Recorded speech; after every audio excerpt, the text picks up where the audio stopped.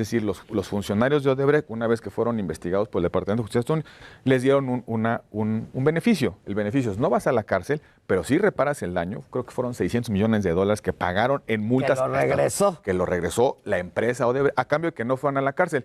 Y la otra parte que se comprometieron a hacer como reparación del daño a partir de los delitos que cometió Odebrecht en prácticamente toda América Latina fue ir a cada uno de los países a confesar sus delitos. Vinieron a México y dijeron, oigan, aquí hicimos unos pecaditos. $10.5 millones al señor Lozoya. No campañas, no reforma energética. Y si tú revisas la temporalidad de los sobornos, no coincide con la aprobación de la reforma energética. Más aún.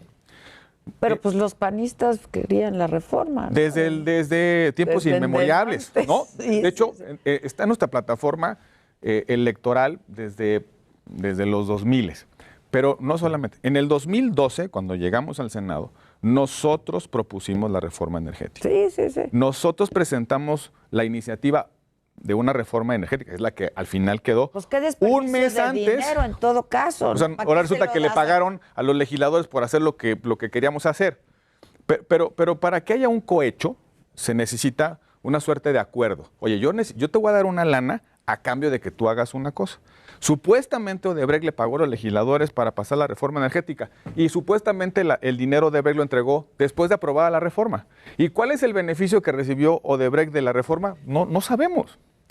Lo que sí, Adela, creo que hay que insistir en eso, es que un señor que está emproblemado, que emproblemó a su familia, para salir del entuerto, dijo, allá están 70 personas, que esos son los que me dijeron que tenía yo que hacer. Y se inventó una historia verdaderamente, hasta, digamos, con mucha creatividad. Se entiende. La cárcel no es un destino sí, no. Feliz. Pero no debiera llevar esto a que maltratemos, malutilicemos, pervirtamos mecanismos de ley que están diseñadas para otro propósito. Déjame usar este ejemplo, insistir en el ejemplo. El criterio de oportunidad está diseñado para que el lugarteniente del cártel de Sinaloa nos entregue al hijo del Chapo. No para que un señor se vaya a Alemania a gastarse la lana que se robó, para decirlo en pocas palabras. Y sin pruebas. ¿Es lo que está pasando con Anaya? Sí, porque digo... porque el presidente en la mañanera de... ¿Qué fue? No sé si el lunes, sacó hasta el video de Anaya y luego a Javier Lozano, quien por cierto te manda saludos y va a estar aquí Yo mañana. Pensé que iba a estar hoy. Es mañana. Es mañana. Es mañana. A esa no nos invitas. No, es que ya es mucho montón, Imagínate. ya es mucho montón. Salió Lozano en este video diciendo, no me salen las cuentas, Ricardo, porque mira, ¿de qué se le está acusando a Anaya? No conozco la carpeta. Lo que hemos conocido, digamos, por lo que dicen los medios, es la imputación de Emilio Lozoya. Emilio Lozoya dice que recibió un dinero. Creo que el propio Ricardo ha aclarado que no era diputado en el momento en el que supuestamente recibió el dinero y que ni siquiera estaba en México en el momento en el que supuestamente recibió el dinero.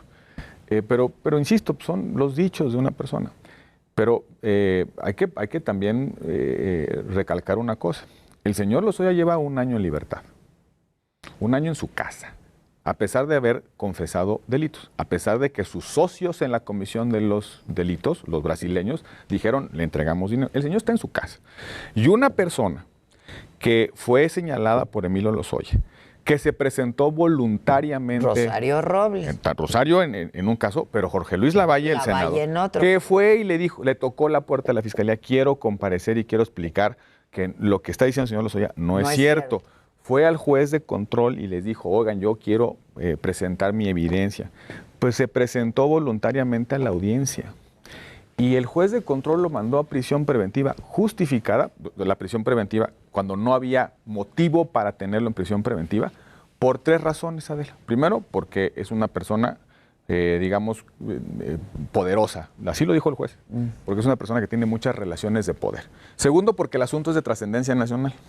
Y tercero, pues porque como el señor tiene capacidad económica para sustraerse, pues es posible que se vaya. A pesar de que el señor se haya presentado voluntariamente.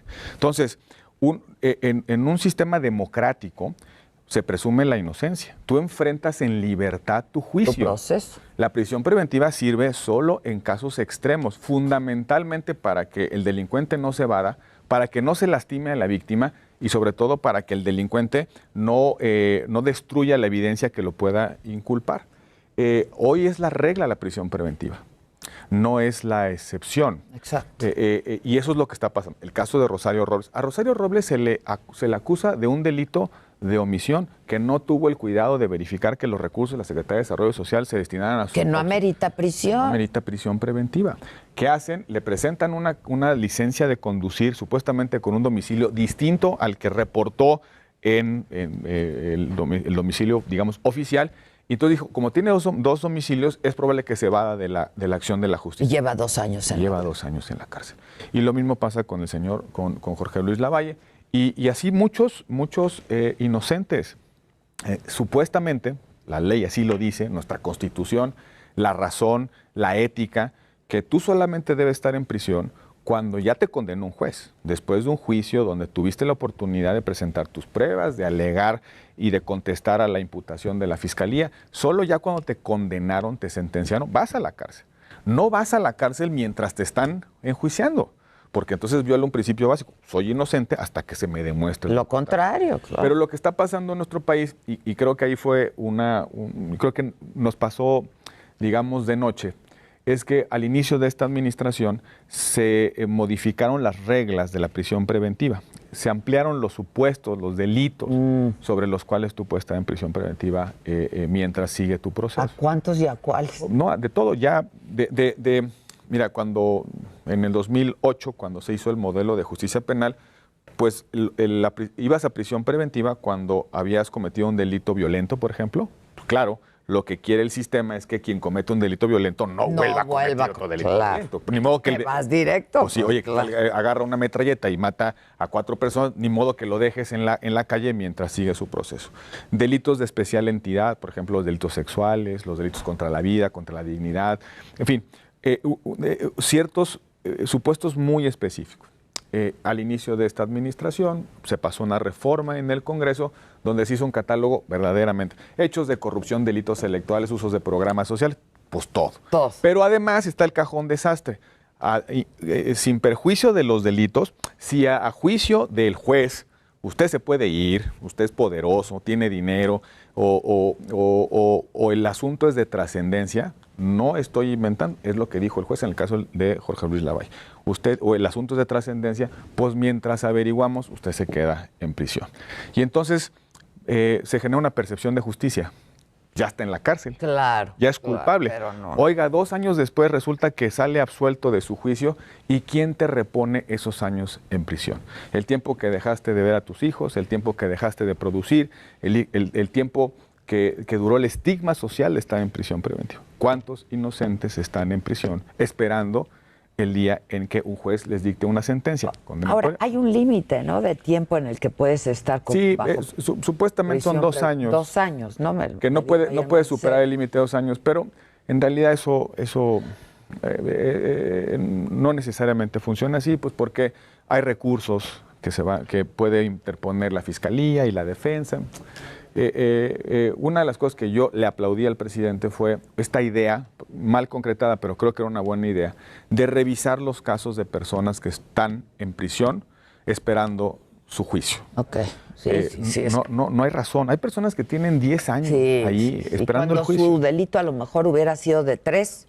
De 3 años o menos. O menos. ¿Y sabes quiénes son los que la pagan? Su pena, perdón. Su pena, sí. O sea, están en prisión preventiva más allá del tiempo de la pena que le hubiera correspondido al delito que cometieron. Claro. Pero ¿quiénes son los que la padecen? Los más vulnerables. Mujeres que no se pueden defender, que no tienen quien vele por ellas. Indígenas, o sea, personas que no se pueden defender porque no tienen los medios económicos o la suficiente información para poder conocer sus derechos. Hay muchos inocentes. Pero justamente, Adela, queríamos corregir esto en el 2008. Antes, ¿te acuerdas? Se hablaba de las averiguaciones previas, ¿no? Ajá, el juicio era ante el Ministerio Público. Una barandilla, veíamos ahí con unos señores, como del documental de Presunto Culpable. Exacto, estaba dictándole, ¿no? Y pensábamos que la modernidad era frente a un juez. Juicios orales. Juicios orales, públicos, donde tuvieras igualdad de armas entre la fiscalía y la defensa, que fueran más rápidos, en lugar de tener horas y horas y horas transcribiendo expedientes, mamotretos que nadie lee. La posibilidad de que el juez valorara de viva voz, de manera presencial, lo que la fiscalía imputa y lo que la defensa contesta.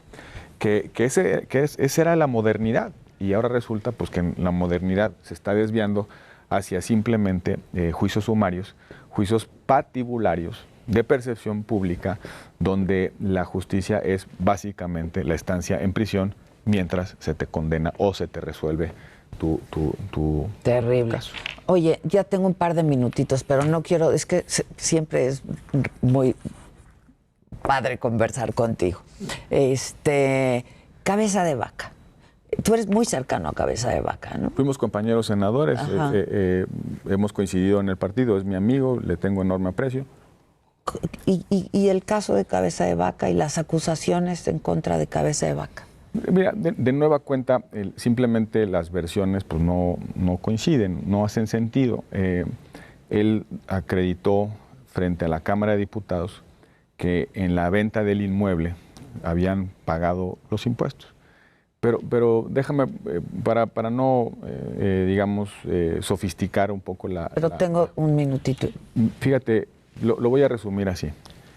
En los tiempos que corren, puede una mayoría intentar remover a un gobernador por el supuesto impago de impuestos. Es decir, a una autoridad electa por un pueblo soberano y libre, en este caso el gobierno de Tamaulipas, una mayoría de un partido puede desaforarte, que en realidad es removerte, quitarte del cargo, porque supuestamente no pagaste los impuestos en una operación inmobiliaria. Cuando yo entiendo que la lógica de los desafueros es para delitos verdaderamente graves. Es decir, para una situación en la que tú tienes que sacar a alguien que fue electo por el pueblo de una responsabilidad porque su involucramiento o los grados de responsabilidad de la comisión de delitos no permiten que continúen su responsabilidad. En el cargo. Y en este caso era supuestamente el pago de los impuestos, que por cierto, en la discusión en la Cámara de Diputados se acreditó que sí ha pagado los impuestos. Tan es así que la Cámara de Diputados, cuando resuelve el desafuero, pasa de largo con el tema de los impuestos. Vivimos tiempos en los cuales la política... Nada más rápido. En todo caso, hubiera tenido que pagar los impuestos y ya con interés? Pues sí, yo entendería que si alguien estima que le debes unos impuestos, pues te cae el SAT, ¿no? Ajá. Y entonces, oye, usted me debe tales impuestos. Y los paga. Pero aquí se instauran procedimientos para penales y constitucionales, en este caso el desafuero, pues para cobrar impuestos. Pero yo creo que el problema no está en el caso concreto, el problema está en cómo se ve la justicia en los tiempos que corren, mi querida Adela. Pues interesantes pero difíciles, ¿no? También estos tiempos que Como corren. decía aquel epitafio, por si es un epitafio, cuando vinieron por ti. Cuando vinieron por el otro yo no dije nada y cuando vinieron por mí nadie estuvo para velar. Para ver, sí. Roberto Gil, muchas gracias. Te veo pronto, ¿no? Muchas gracias. Vamos a hacer una pausa y regresamos con mucho más esta mañana. ¿Quién me lo dijo? Adela, no se vaya.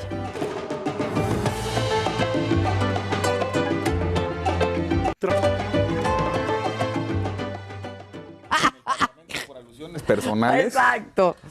Ay, Dios mío. Hay que juntarnos, ¿no? Le voy a decir a... Que nos convoque a la que ya te vi.